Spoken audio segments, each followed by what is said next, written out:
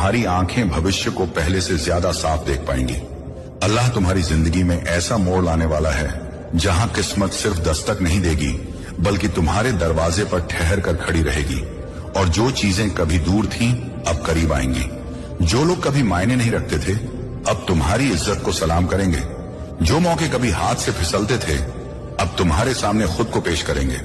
जो डर तुम्हें रातों में जगाता था उसकी जगह अब यकीन ले लेगा, और जो तकलीफ तुम्हारी रूह तक पहुंची थी उसकी जगह अब राहत बसने लगेगी। तुम्हारे घर में अब रोशनियों की एक नई धारा उतरेगी। तुम्हारे बच्चों की हंसी अल्लाह की मेहर की सच्ची निशानी बनेगी।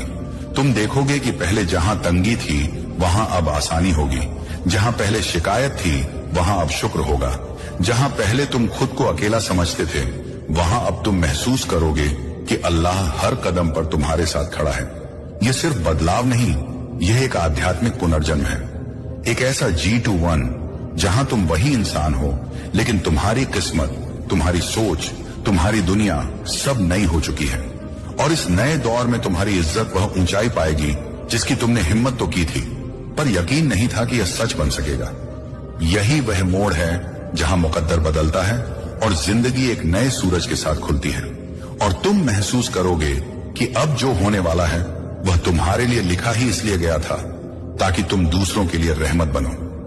क्योंकि अल्लाह जब किसी को ऊपर उठाता है तो उसके पीछे कोई ना कोई गहरी वजह होती है, और अब वह वजह तुम खुद बनोगे, एक जरिया, एक सहारा, एक रोशनी।